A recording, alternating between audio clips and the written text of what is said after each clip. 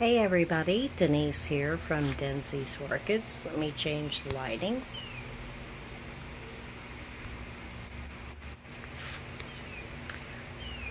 I don't know if that's going to be any better now. It's another gloomy day here.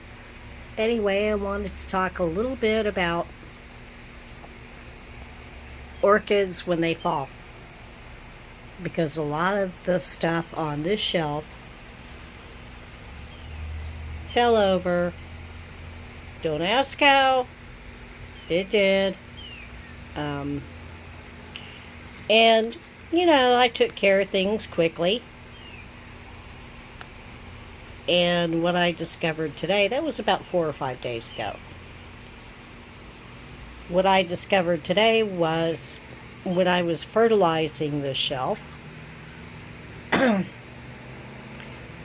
that many of the ones that fell, yes, I made sure they had medium and made sure they got a little bit of moisture. But a lot of them also had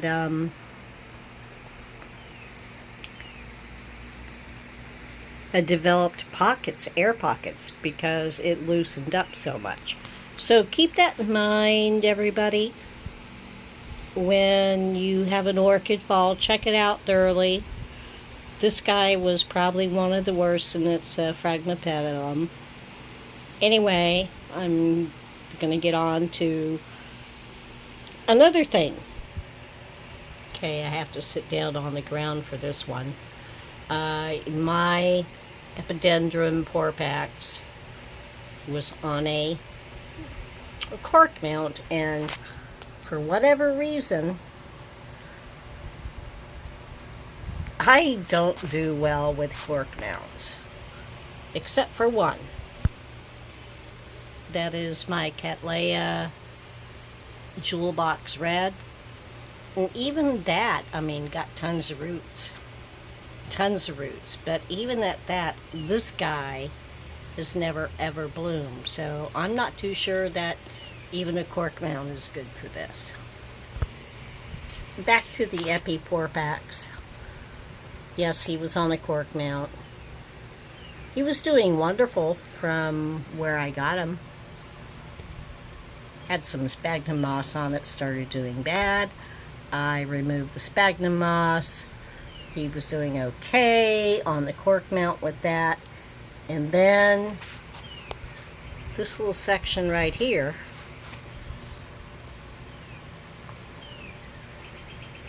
moved away from the cork mount and started doing pretty darn good. Whereas this section, which was heavily attached to the cork mount, wasn't doing as well. So today, I did a lot of research, and I found information all about how they're rambling, they like to mound, and they're growing naturally. But they naturally grow in rocky areas where they dry really, really quick. So I pulled out my piece of coral rock. Let's just say chunk. Let's just say huge rock of coral rock. And I disinfected it, put boiling water on it.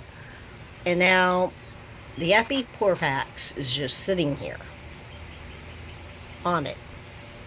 Didn't tie it down. I don't have a way to tie it. Well, I guess I could use a shed load of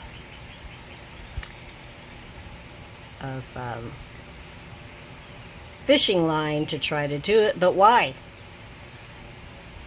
Also sad. Yeah, it's hard for me even down here to film. Everything that I read and researched talked about that, and talked about they don't like to be wet, and at the same time they don't like to dry out. Well, they like to dry out. So I'm going to try this method, and I'm going to see what happens. And my biggest point of all this was I went by what the vendor said. Now I want to tell you people's advice and what a vendor tells you to do. They're not all wrong.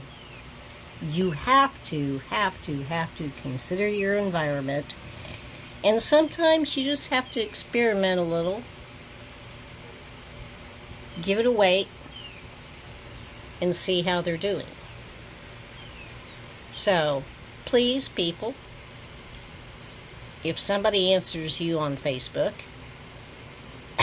and says, blah, blah, blah is how you grow it, they're not wrong.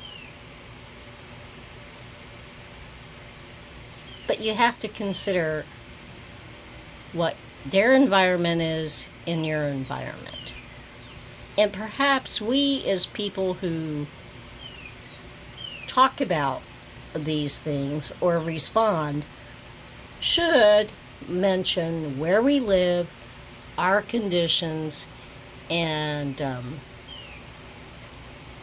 what the plant they're talking about that we're answering to, providing either a picture or description or written whatever on what we planted in, where we're from, what our conditions are. I'm guilty of it. I'm guilty of just saying they don't like damp, they don't like this, they don't like that, or this is what this is.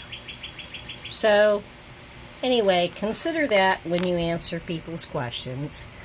I think we should all be more diligent on speaking of that. And yeah, I'll give an update on here. This is I'm sorry, on how the porpax is doing. Thanks for watching, and if you like this video, give it a thumbs up. If you have any questions or comments, please do so, and please subscribe to my channel if you haven't already. Bye.